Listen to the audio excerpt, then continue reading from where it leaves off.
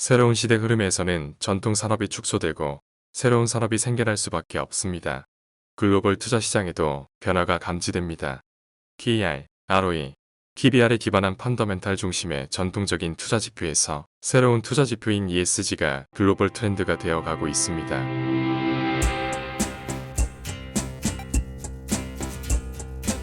이 투자 기법에 의하면 술, 담배, 카지노, 석탄 발전소, 원자력 발전소는 사양 산업이 되고 투자 제외 종목이 됩니다. ESG에 대해서 살펴보겠습니다. 2020년 2월 20일 금융투자협회는 글로벌 자산시장 트렌드 조사 보고서를 공개합니다. 첫 번째 글로벌 트렌드로서 지속가능한 투자의 확산을 제시합니다. 전 세계 연기금 중에서 53%가 ESG 요소를 투자 전략에 고려하고 있거나 이미 적용 중이라고 합니다. 트렌드의 확산 요인으로는 ESG 투자를 선호하는 고객군이 새로 생겨났기 때문입니다. 밀레니얼 세대와 아시아와 여성 부유층입니다. 특히 영국 여성의 3분의 2 이상은 투자의 사회적 영향력을 중시한다는 내용입니다. 모건 스탠리와 도이치뱅크는 ESG 요소를 투자 전략에 반영하거나 확대한다고 합니다. 그렇다면 글로벌 투자 트렌드로 자리 잡고 있는 ESG가 무엇인지에 대해서 살펴보겠습니다. ESG 투자란 투자 시에 기업의 재무적 성과 외에도 환경, 사회적 영향, 지배구조를 고려하는 투자를 말합니다. 책임투자, 지속가능 투자라는 명칭으로 RI, SI, SRI라고 불리기도 합니다. 세계 최대의 자산운용사인 블랙록의 연구보고서를 잠시 살펴보겠습니다. 여기에서는 SI 방식을 크게 두 가지로 분류하는데 어보이드와 어드밴스입니다. 어보이드에서는 담배, 총기, 화석연료 관련 기업에 대한 투자를 배제한다는 언급이 있습니다. 어드밴스를 살펴보겠습니다. 지속가능한 투자는 전통적인 투자의 추가적인 레이어로서 ESG 점수를 사용한다는 것을 알 수 있습니다. 테마 투자는 저탄소와 같은 이슈에서 투자 기회를 포착하는 기법임을 알 수 있고, 임팩트 투자는 에너지와 물 절약 같은 비재무적인 성과를 추구하는 투자라는 설명입니다. 테마 투자는 친환경, 저탄소와 같은 테마와 관련한 기업에 투자를 하는 방식이고, 임팩트 투자는 투자자가 투자 수익 외에도 사회에 긍정적인 임팩트를 주기를 바라는 투자라고 할 수 있습니다. 이번에는 블랙록이 ESG 지수를 어떻게 만드는지 살펴보겠습니다. ESG 지수를 구성하는 과정은 5가지입니다. 첫 번째 단계에서는 상위 인덱스를 먼저 만듭니다. 두 번째 단계는 상위 인덱스에서 담배와 총기, 화석연료와 관련된 기업을 배제하는 과정입니다. 세 번째 단계는 배제하고 남은 인덱스에서 테마 혹은 임팩트에 따라 남은 기업들을 묶는 과정입니다. 네 번째 단계에서는 가중치를 부여합니다. 가장 일반적인 방식은 시가총액에 비례하여 가중치를 적용하는 방식입니다. 다섯 번째 단계에서는 기업의 경영 이슈에 따라 인덱스를 재조정하고 유지관리하는 과정입니다. 다른 기업의 ESG 투자 전략은 어떤지 알아보기 위해 피델리티로 가보겠습니다. 피델리티의 투자 방법 또한 배제에서 임팩트, 테마 투자까지 블랙록과 크게 다르지 않음을 알 수 있습니다. 이번에는 우리나라의 금융투자협회에서 2019년 발간한 보고서를 살펴보겠습니다. 2018년 기준으로 ESG에서 가장 많이 쓰는 투자 전략은 네거티브 전략, 즉 배제 전략임을 알 수 있습니다. 네거티브 전략은 특히 유럽에서 가장 많이 쓰는 전략이라고 합니다. 노르웨이 국부펀드는 자산이 1000조 원에 이르는 세계 2위 규모의 연기금입니다. 향후 투자에서 기후변화가 중요한 요소라고 말합니다. 이 펀드는 240건의 투자를 회수했는데 그중에 기후변화와 관련된 것이 140건이라고 합니다. 또한 펀드의 목표가 기후 리스크를 최소화하는 데 있는 것이 아니라 자신들의 자산 가격을 정확하게 평가하는 데 있음을 밝힙니다. 노르웨이 국부펀드의 네거티브 전략 대상에 오른 국내 기업입니다. 한국전력, 포스코, KTNG, 한화 등이 있습니다.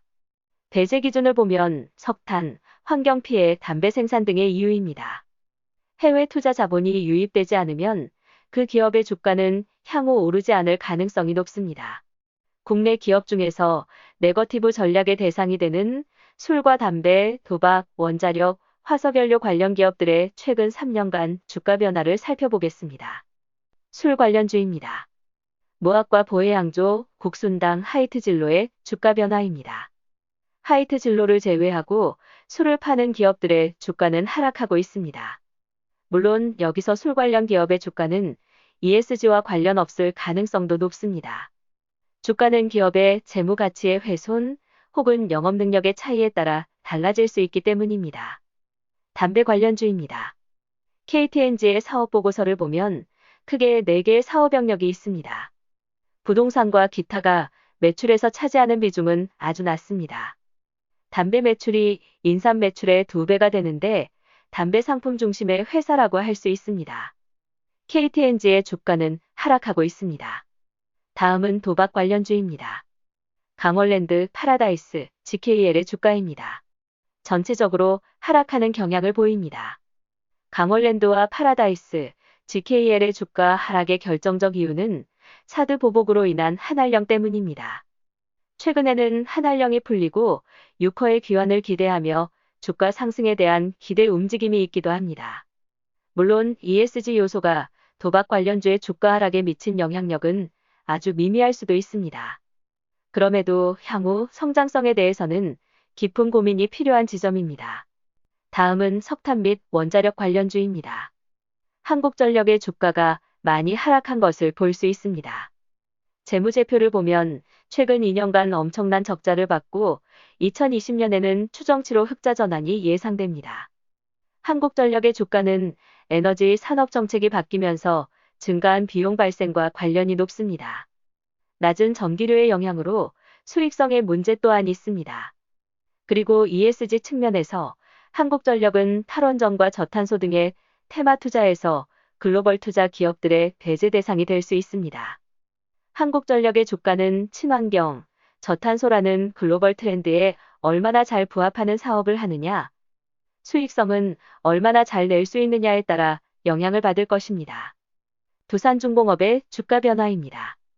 많이 하락을 했습니다. 두산중공업의 주가 변화 또한 ESG 요소와 상당한 관련이 있어 보입니다. 기업의 주가가 변하는 이유는 다양합니다. ESG가 기업을 평가하는 만능키가 될 수는 없습니다. 다만 ESG는 투자 시에 참고할 수 있는 또 하나의 투자 지표가 될 수도 있습니다.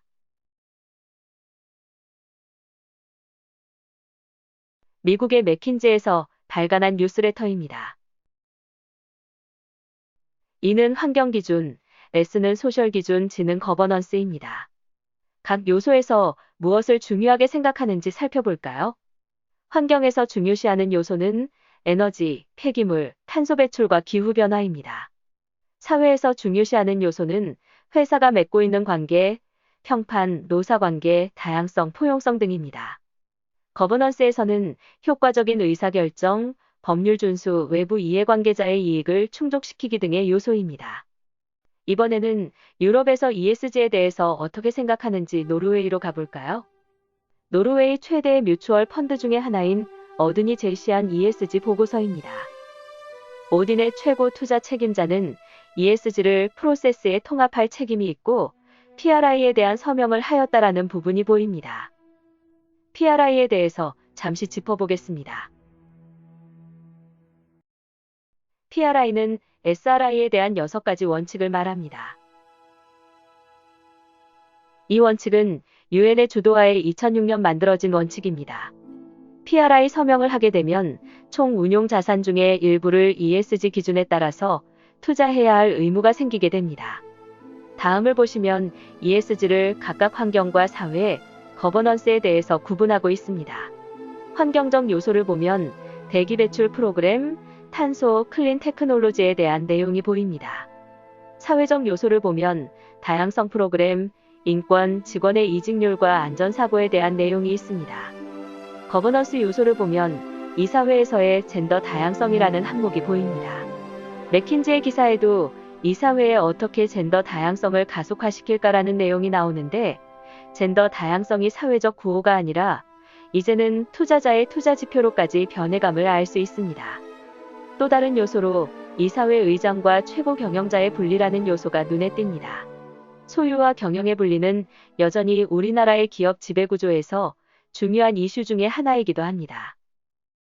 우리나라에서는 ESG에 대해서 어떻게 생각하는지 살펴보겠습니다. 국민연금에서 제시한 ESG 평가 지표인데 우리나라의 경우에도 해외 사례와 크게 다르지 않습니다. 환경의 측면에서 탄소 배출, 친환경적인 요소, 폐기물 배출이 투자 지표가 됩니다.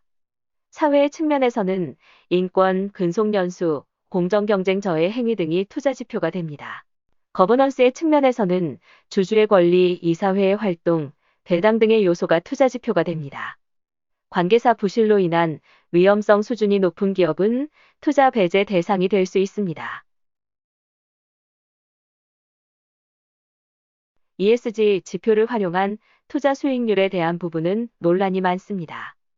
블랙록이 제시한 수치에서는 ESG 지수가 S&P 500 지수를 상회합니다.